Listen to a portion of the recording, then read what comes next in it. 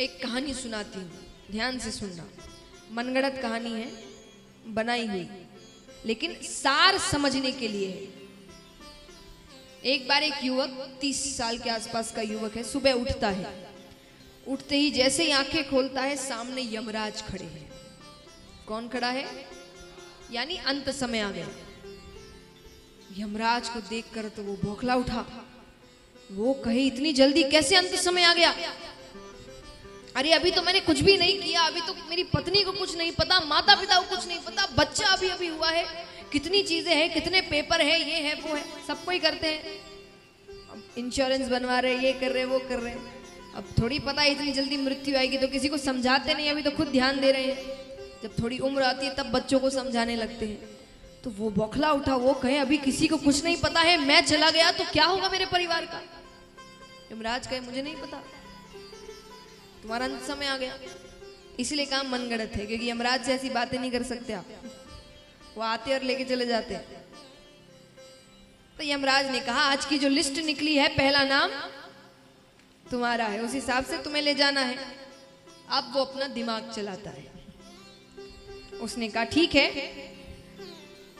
पर मुझे तो सुबह उठते ही चाय पीने की आदत है, एक कप चाय पी के चलते हैं।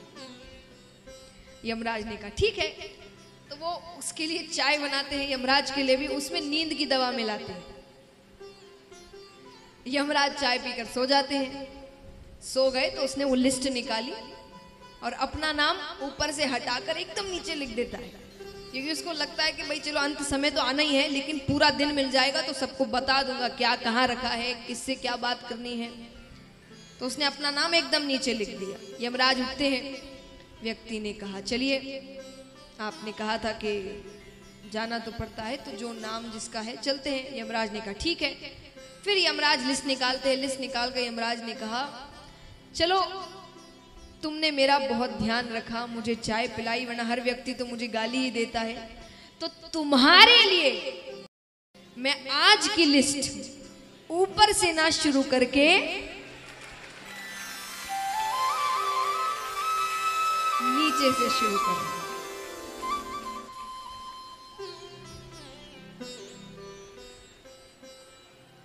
कहानी खत्म नहीं हुई। मृत्यु हो जाती है, वो भगवान के पास जाता है। अब भगवान ने उससे एक बात कही, ये ध्यान से सुनना। ये सुनाने के लिए ये पूरी कहानी बनाई गई थी। भगवान उससे कहते हैं कि तू करता वही है जो तू चाहता है, कि तू करता वही है जो तू चाहता है, पर होता वही है जो मैं चाहता हूं। कि तू करता वही है जो तू चाहता है, पर होता वही है जो मैं चाहता हूं। तो तू कर वही जो मैं चाहता हूं, फिर होगा वही जो।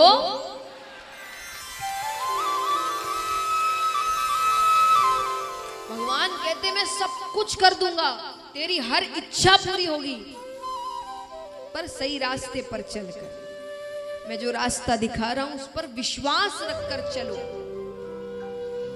सफलता इतनी जल्दी प्राप्त नहीं, हमें देखने में लगता है। कई बार हम कहते ना, कोई व्यक्ति सफल हो जाए, अरे तो रातों रात सफल हो गया। वो रातों रात के लिए उसने कितनी रातें निकाली होगी, जगा होगा, पढ़ा होगा, वो किसी ने नहीं देखा है। पर सबके मुख में एक ही शब्द होता है, रातों रात सफलता मिल गई। वो रातों रात नहीं मिलती। तो भगवान कहते हैं, हर इच्छा तुरंत पूरी नहीं होती, समय लगता है। मैं समझदार हूं ना, मुझे पता है तुम्हारे लिए कब क्या अच्छा है क्या नहीं है, तो मैं उस समय अनुसार तुम्हें सब कुछ दे दूंगा। तुम बस मुझ पर भरोसा रखो। तो महाराज, ये सीख समझाते हुए जरासंध की कथा होती है।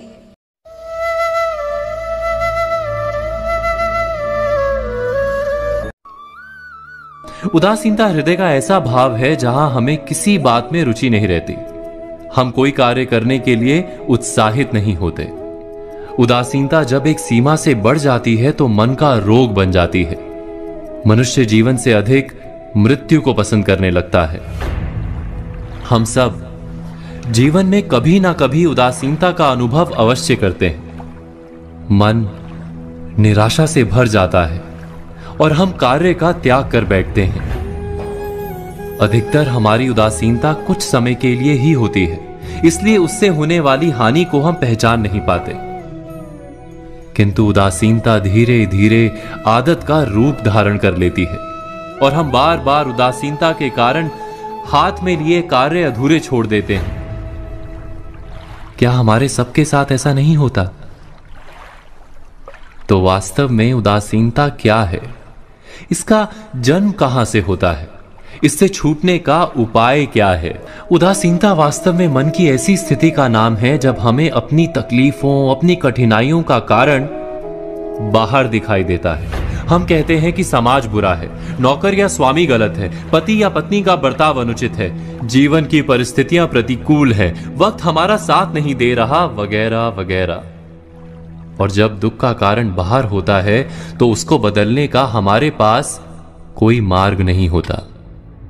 क्या ये सत्य नहीं? हम समय को किस प्रकार बदल सकते हैं? परिस्थितियों में कैसे परिवर्तन ला सकते हैं हम? अर्थात हम स्वयं को निस्सहाय मानने लगते हैं और वहीं से उदासीनता का जन्म होता है। क्या ये सत्य नहीं? प्रश्न ये है कि क्या हमारी सारी विपदाओं का कारण बाहर है या स्वयं हमारे भीतर है? हमारे बुरे हालात क्या दूसरों के कारण है? क्या हमारा परिवार हमारा शत्रु है? क्या समाज दुश्मन है?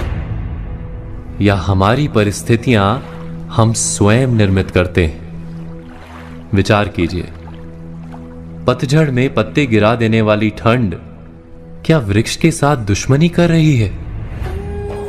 नहीं, ऋतु चक्र तो अपना कार्य करता है। उसे पेड़ के साथ ना दुश्मनी है ना दोस्ती। ऋतु चक्र के अनुकूल हो जाना वृक्ष का कर्तव्य है।